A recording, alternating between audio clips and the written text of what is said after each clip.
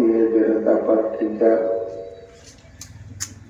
आदरणीय सौभाग्यवती भारती देशमुख चिन्ह त्यांचं कमळ आहे. व्यासपीठावर असलेले सर्व या सभेचे मान्यवर, जमलेले शेतकरी बांधव, तरुण सहकारी मित्र,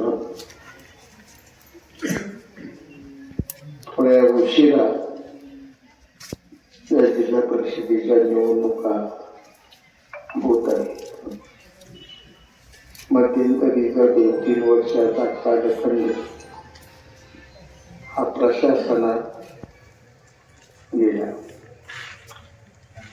आणि आज ही निवडणुकीला सामोरं जात असताना काही प्रश्न आपल्या तालुक्यात निर्माण झाले.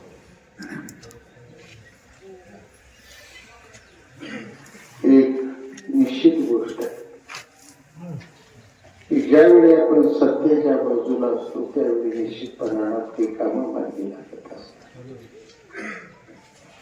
पाणी चिंचाळ हे गाव म्हैसाळ योजनेत यावेळी सातत्याने माझ्या दर बैठकीला तुमची मागणी असेल, पण ही योग माझा नव्हता, तुमचाही नव्हता. पण ज्यावेळी 19 साली मी पुन्हा आमदार झालो, शिवसेनेचा झालो आणि गुवाहाटीला जाऊ काय झाडी काय डोंगर म्हणून त्याच्यानंतर सगळं झडाझड कामाला गती मिळाली. ही तुमची इच्छा मी पूर्ण केली. आता म्हैसाळ योजनेत वाणी चिंचाळ, वाकी येडे, आळेगाव आहे, मेडिसिंगे सगळे साठवण तलावात घेतलेले. शेतीच्या पाण्याचा प्रश्न तुमचा मिटला पाहिजे ही माझी प्रामाणिकपणे भावना होती आणि भगवंतानं त्याला यश. आज सगळ्यात महत्वाचं, मी बसलो होतो आणि बसल्यानंतर मी तो फरक वाचत होतो. झाडाविना डर गेले, ढगाविना पाणी गेले, पाण्याविना शेती, शेती विना समृद्धी गेली, समृद्धी विना सारे वाढ. एवढे सारे अनर्थ बेकार झाडांना. पाणी ही समृद्धी. तिथे अनेक माझे नातेवाईक आहेत आणि आमच्या माझी मिळणी दिली, मावस बहीण दिली. मी लहानपणी लग्नाला होतो, सुमनच्या मिळणी या लग्नाला. मावस बहिणीचं लग्न काय मला आठवत, कदाचित माझा जन्म.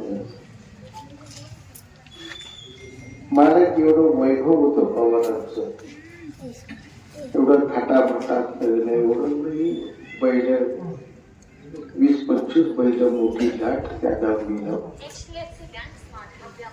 पुढं वाणी चिंचाळे येणं बंद झालं आणि ज्यावेळी पुन्हा 90ला वाणी चिंचाळ्यात आलो त्यावेळी ही पाहुणं सगळं अशा अवस्थेत होतं की त्यांच्याकडनं शिर्डी सुद्धा नव्हती. मला ते लहानपण आठवलं.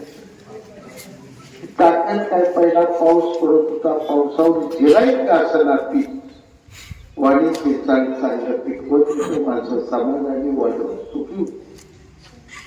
हळूहळू सगळा पाऊस निघून गेला, दुष्काळ आणि यातून हे वाणी चिंचाळ गाव हे बाहेर निघालं पाहिजे याचा प्रयत्न करून आपण सर्वांनी मिळून हे काम आपण मार्गी लावू. श्रीकांतदादा आता बोलले की हा निर्णय मी आमदार असता, तसं नाही दादा. या तालुक्यात जेवढं म्हणून पाणी आले शेतीला, आजही मंत्रालयात तुम्ही आवाज वाढवू नको, आजही मंत्रालयात जाऊन तुम्ही बघायचं. मी सोडून तिथं दुसऱ्या कुणी पत्र दिले. टिंबू मंजूर आहे माझ्या पत्रावर, म्हैसाळ मंजूर आहे माझ्या पत्रावर, गुजरी मंजूर आहे माझ्या पत्र, पेच्या पाण्याची योजना माझ्या पत्र, सगळी पत्र माझ्याकडे. मी निवडणूक झाल्यावर शेतपत्रिका काढणार आहे पाणी प्रश्न आणि एवढ्यासाठी करणार आहे की जनतेला सगळं हे समजलं पाहिजे. आता निवडणूक आहे की ह्या लोकांच्या कार्यकर्त्याची निवड, आमदाराची निवडणूक नाही. आमची निवडणूक 3.5 वर्ष आहे आणि 3.5 वर्षांनी मी आहे कोण तुम्हाला समजावून सांगेल बापूला चाला येत नाही उडत मडल जरी निघालं तरी निवडणुकीच्या अर्जावर सही मारून बसून वाट्यात निघाली. विचित्र माणूस.